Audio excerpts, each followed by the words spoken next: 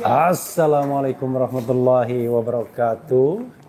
Sobat RH sekalian, jumpa lagi kita di channel yang keren. Keren jadi. Siap. Ya, sobat RH sekalian, saya kebetulan berada di satu tempat. Ini bersama si manusia merdeka. Merdeka. Tapi kelihatannya ada light, ada lightnya di situ nggak bagus ya. Kita pindahkan sedikit. Nah, sini. Nah, bagus. Ada juga di situ. Kalau gitu. Iya. Rupanya harus di sini. Ya udah, kita balik. Pindah. Harus dibalik. Walaupun sudah live, tapi ya namanya juga manusia merdeka, jadi merdeka aja. Oke.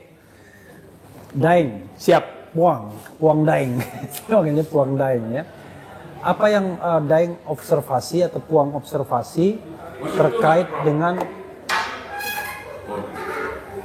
dengan kerusuhan 2-3 hari terakhir? Kamu ambil, nggak apa-apa, ambil aja. Silakan. Saya nggak. Ini ya, saya menyatakan, saya selalu membayangkan bahwa Pak Prabowo sedang berada di putaran terakhir dan tikungan terakhir. Kalau ibarat balap motor GP yang paling seru. Nah, disinilah Pak, karena lama sekali kita mengingatkan Pak Prabowo bahwa ini Bapak ini harus mengganti ban. Ganti ban itu karena cuaca berubah. Kalau Bapak lanjutkan dengan memakai bannya Jokowi, maka pasti Bapak jatuh. Itu yang kita ingatkan. Tapi kelihatannya nggak ganti-ganti ban juga. Nah, malah ban lama dipakai terus. Nah, ini kesempatan. Tapi saya melihat ada tanda-tanda yang bahwa dia menyadari bahwa ini untuk menyelamatkan negara ini kelihatannya beliau sudah menggunakan telinganya sehingga memanggil beberapa unsur untuk didengarkan langsung.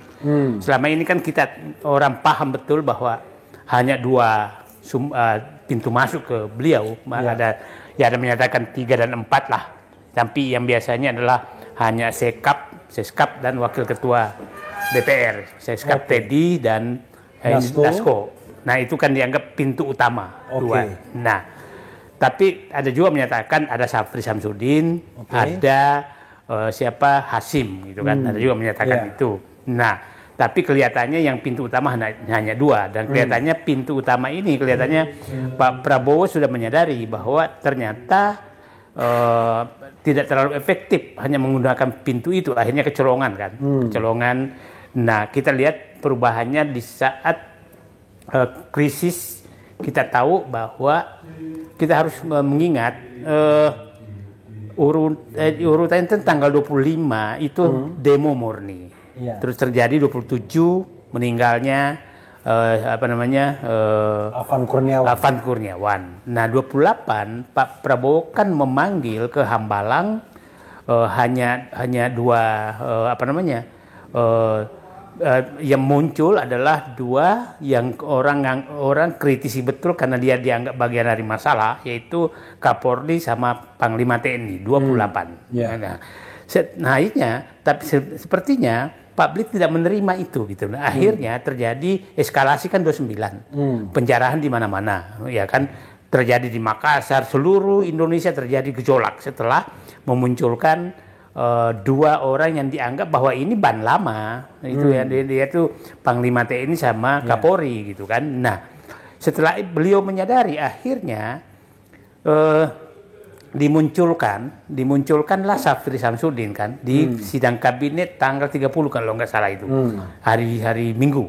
Nah, di situ kelihatannya setelah itu kan yang harusnya bicara saat itu kan Menko Polhukam, karena ada Mendagri, yang bicara Syafri Samsudin sebagai Menteri Pertahanan. Nah, secara kelembagaan itu nggak kena gitu. Nah, tapi yang dimunculkan itu tapi mereda. Nah, yang kita lihat bahwa selama ini yang kita lihat hilang, yang kita tidak muncul adalah saat itu Menko Polhukam. dan sampai sekarang ini tidak Menko Polkam ya. ya apa untuk Polkam Ya. yang Budi Gunawan Ya. dan orang tahu bahwa ini ya dianggap juga bahwa ini ban lama juga gitu kan, ban lama yang lebih dekat ke Solo dibanding yang lain. Nah, agak mereda. Akhirnya saya berpendapat Bung Refli bahwa sebenarnya publik ini sudah menyadari betul bahwa mengharapkan betul Pak Prabowo mengganti mengganti orang-orang yang selama ini dianggap penyebab kerusakan bangsa ini. Karena kalau diteruskan ternyata eskalasi naik, eskalasi publik naik, dan kita tahu bahwa itu suara rakyat, nggak ada yang menggerakkan tuh. Nah, jadi Pak Prabowo kelihatannya mulai menyadari bahwa ternyata yang kita suarakan, yang kita termasuk saya suarakan selama ini bahwa Pak Prabowo harus lepas dari geng SOP, Solo Oligarki Parcok. Oke. Nah, Solo Oligarki Parcok ini menjadi Tidak boleh ngikutin SOP sekarang. tidak boleh mengikuti SOP. nah, Solo Oligarki Parcok ini kelihatannya itu menjadi menjadi musuh bersama ke publik, keraguan terhadap Prabowo. Nah, Solo Oligarki Parcok ini adalah simbol keberlanjutan, Jadi kalau Pak Prabowo mulai membuang itu, kelihatannya agak publik mulai timbul lagi kepercayaan gitu kan. Belum menghentikan loh, belum memecat, tapi tidak memberikan peran terlalu lebih. Nah, itu menunjukkan publik lebih percaya. Yang kedua, Pak Prabowo harus menyadari bahwa ternyata menugaskan orang yang tidak punya afiliasi politik, itu ternyata publik lebih percaya karena Syafri itu tidak punya afiliasi politik. Nah, selama ini kan yang memang ditugaskan untuk menyelesaikan persoalan ini kan biasanya Dasko gitu kan. Tapi Dasko orang tahu bahwa ini adalah afiliasi politiknya kemana-mana gitu kan. Itu ya semua. Nah, Teddy ya mungkin sepertinya lebih berfungsi sebagai protektor yang menjaga jangan sampai Prabowo itu ada informasi lain tanpa terkait dengan persaingan pemerintahan antara kekuatan Syafri Samsudin dan kekuatan Dasko, ya kan? siap. Anda melihat bahwa apa yang terjadi, dinamika yang terjadi sesungguhnya, dan kemudian poin Anda tadi kan mengatakan seolah-olah dalam tanda kutip ya, Syafri sekarang leading. Mungkin bisa dieksplorasi lagi. Saya kenal dua-duanya, tapi saya lebih lama dengan Pak Syafri. Selalu prinsip Pak Syafri Samsudin itu adalah jaga pekarangan masing-masing. Itu selalu prinsip kerjanya. Jadi dia tidak akan pernah menyerang siapapun, tapi beliau adalah menyelesaikan tugasnya selalu dengan baik apapun ditugaskan kepada beliau. Itu prinsip kerja yang saya kenal dari beliau, sehingga tidak pernah muncul musuhnya, tidak pernah punya musuh dia, karena dia tidak pernah mencampuri urusan orang lain. Nah, maksud saya bukan persaingan, mungkin bisa saja Pak Prabowo memang menugaskan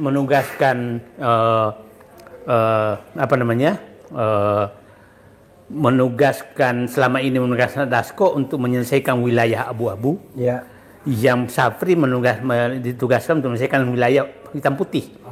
Sehingga kalau kita lihat yang ditugaskan ke Pak Syafri kan adalah penertiban tambang dan penertiban sawit. Nah, itu hitam putih itu. Nah, tapi wilayah abu-abu politik tidak ditugaskan. Tapi sepertinya Pak Syafri mulai agak ditarik ke dalam, seperti ginilah. Ke dalam abu-abu itu? Di wilayah abu-abu kan begini. Ketemu ormas-ormas Islam, Syafri yang mendampingi gitu. Nah, jadi mungkin saja wilayah kemasyarakatan sekarang Syafri juga yang selama ini nggak pernah ditugaskan. Lihat setiap acara yang mendampingi sekarang hanya beliau dengan ormas, dengan apa, saya nggak tahu kemarin waktu dengan BEM dengan siapa, tapi saya apakah dia ikut juga bersama menerima dengan BEM itu, nah saya nggak tahu, tapi saya melihat sekarang mulai ditarik ke wilayah kemasyarakatan gitu, wilayah kemasyarakatan gitu. Iya, menarik. selama beberapa hari terakhir ini, ketika demo terjadi, Dasko nggak terlihat ya. Yap. Kemana Dasko sesungguhnya? Nah, itu kita tidak tahu sebenarnya, tapi dengan tidak munculnya tidak munculnya ke depan, kelihatannya hasilnya lebih bisa mereda opini, mereda tekanan publik kepada Presiden Prabowo. Dan kita harus ingat, pasti orang-orang yang seumur kita masih ingatlah bagaimana Safri dulu muncul di 98 gitu kan. 98 sebagai Pangdam Jaya yang bisa meredakan gejolak saat itu. Mungkin juga masih terbawa kepercayaan publik kepada beliau. Yang kedua, beliau memang orang yang tidak pernah kedengaran ikut cawe-cawe lah kepada perebutan kekuasaan. Dia staf yang baik, dan yang ketiga tidak pernah kelihatan punya agenda pribadi apapun gitu. Agenda pribadi apapun, dan dia loyal sama Prabowo. Loyal kepada Prabowo, dan tidak pernah melakukan kita tahulah betapa dekatnya juga dengan SBY. SBY itu kan bekas anak buahnya, dibawa lah SBY dibanding Safri gitu kan, dari segi senioritas. Tapi saya ingat saat itu saya paham bahwa kan seorang jenderal itu kan targetnya kan bintang 4 gitu kan. Saya paham betul bahwa itu sudah di meja presiden saat itu terus dibatalkan, dan dia terima tidak. Jadi memang orangnya ya begitu, maksud saya. Jadi maksud Safri saya itu pernah ingin dijadikan kasat. Iya. Kasat itu. Tahun berapa itu? Tahun 2016-2017 lah, sekitar di situ. Waktu sudah wamen, sekjen Kemham. Nah, dia nerima, enggak, dan tidak pernah bicara apapun. Nah, saya sepertinya masyarakat sekarang memang lagi butuh orang-orang yang tidak terlalu punya afiliasi politik untuk mengendalikan negara ini, karena kepercayaan kepada politisi lagi rendah-rendahnya. Jadi menurut saya, ya Pak Prabowo harus membaca tanda-tanda itu, bahwa orang sekitar dia itu adalah orang yang harusnya bukan lagi orang-orang yang punya afiliasi politik, mengutamakan afiliasi politik. Coba kita bayangkan Bung Refli ya, orang-orang PSI kita kan tahu kualitasnya seperti apa, tapi kan dikasih jabatan macam-macam gitu kan, karena hanya afiliasi politik. Nah, menurut saya Pak Prabowo memang sudah harus berpikir bahwa ya saatnya bersama rakyat untuk melakukan perbaikan gitu, Mas. Oke, saya kembali kepada satu isu common responsibility gitu ya. Yep. Tentu kalau presiden kan penanggung jawab tertinggi, ya. Tapi nggak mungkin juga setiap saat ada kejadian kita selalu menuntut presiden mundur, kan nggak mungkin. Tapi bagaimana dengan seorang Kapolri yang kok dimundurkan tidak, tapi untuk tahu diri agar dia mundur sendiri juga nggak mau juga dia. Apa yang Puang lihat soal Kapolri dan Prabowo ini? Saya semua hampir orang bertanya, tapi kita mengambil sekarang posisi bahwa bagaimana Prabowo menyelesaikan persoalan bangsa dengan Kapolrinya Sigit.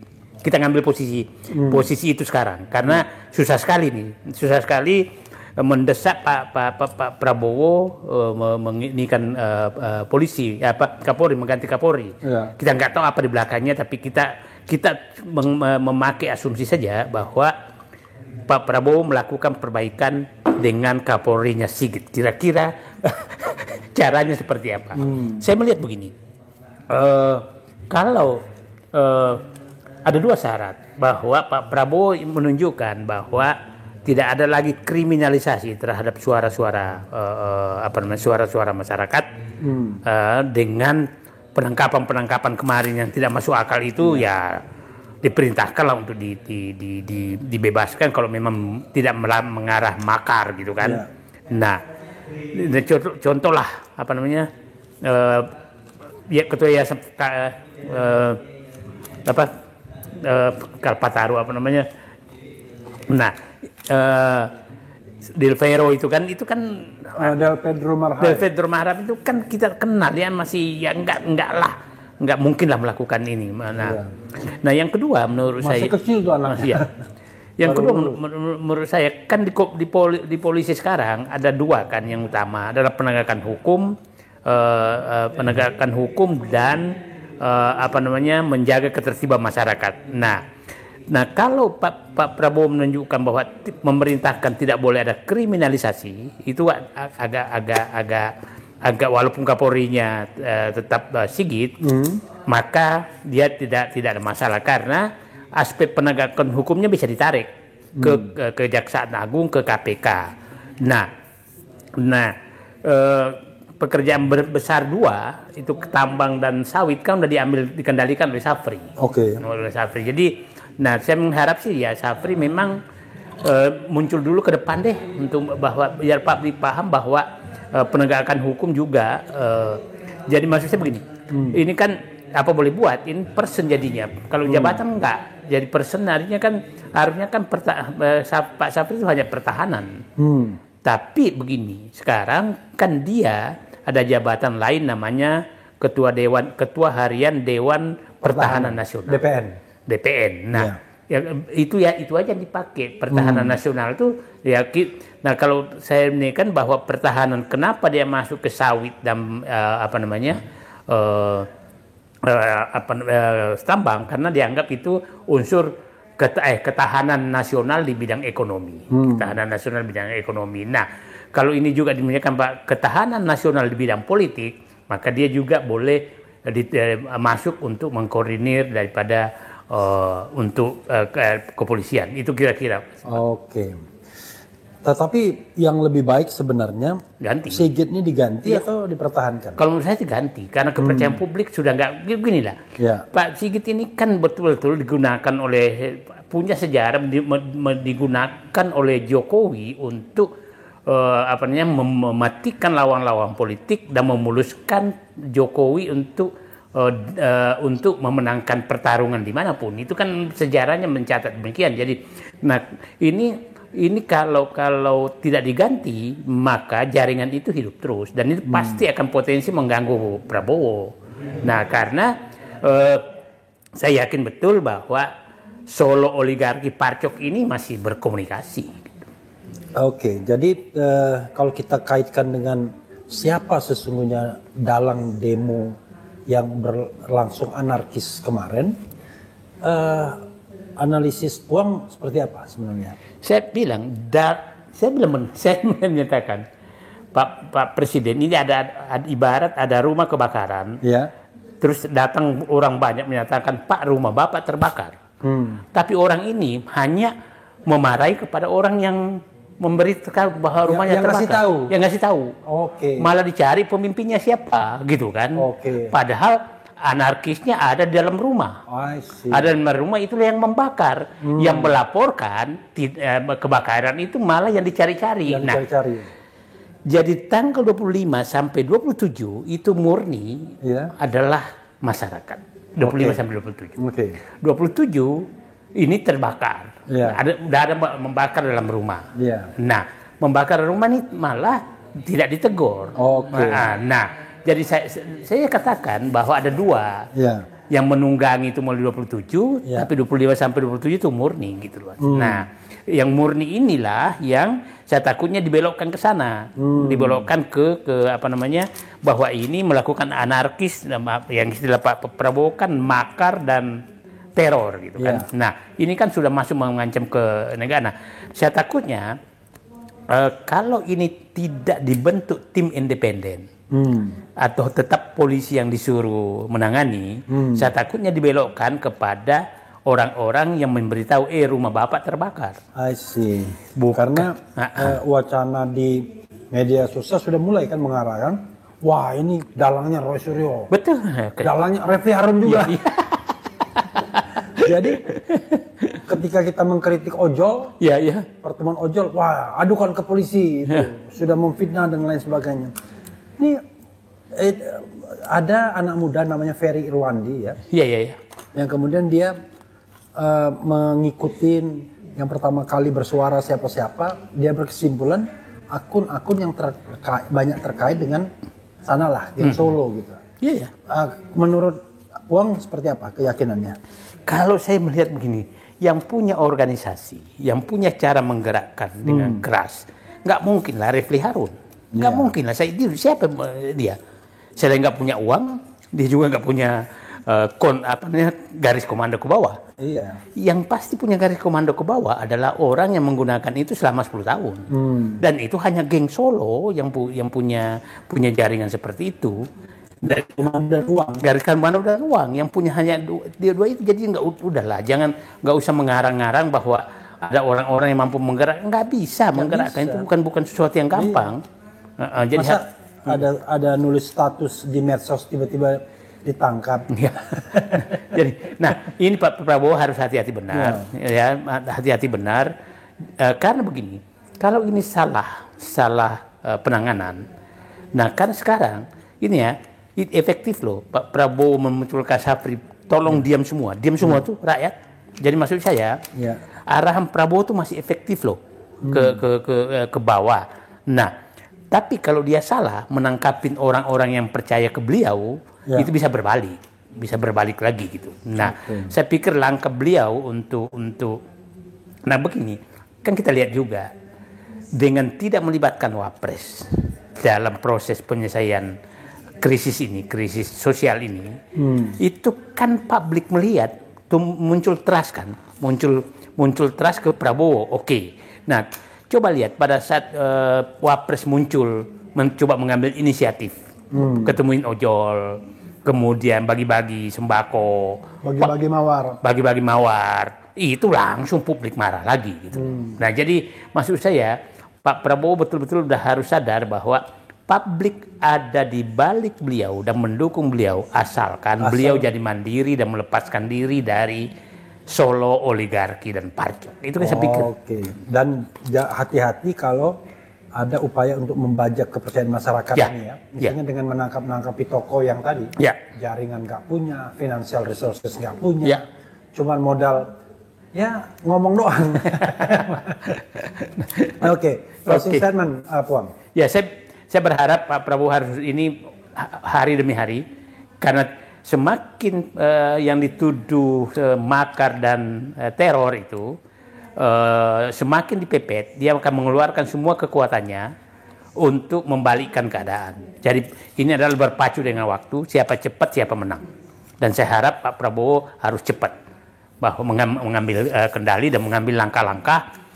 Memang menurut saya tim independen perlu, dan Pak Prabowo kan kepala BIN kan Prabowo betul. Jadi itulah, kalau memang itu buka siapa yang makar sebenarnya, karena saya nggak yakin kalau rekayasa, nggak mungkin lah orang-orang yang baik ini sebagai makar, nggak mungkin. Pasti geng sana yang. Ya, terima kasih Puang Said Didu. Saudara sekalian, di RH Channel sedang live diskusi di kami, silakan juga diikuti. Mudah-mudahan bermanfaat. Nanti juga kita akan mendengarkan tausiah dari Gatot Nurmantio. Siap. Kan Pak Gatot 18 Agustus itu yang yang memprediksi, membuka bahwa akan bukan prediksi, bahwa ini ada gerakan sistematis mau menjatuhkan Prabowo. 18 Agustus loh. Dan ternyata betul terjadi. Dan itu viral di RH Channel. Iya. Oke. Jadi pidato itu setelah diakun berkali-kali. Oke. Makasih. Wassalamualaikum warahmatullahi wabarakatuh. Waalaikumsalam warahmatullahi wabarakatuh.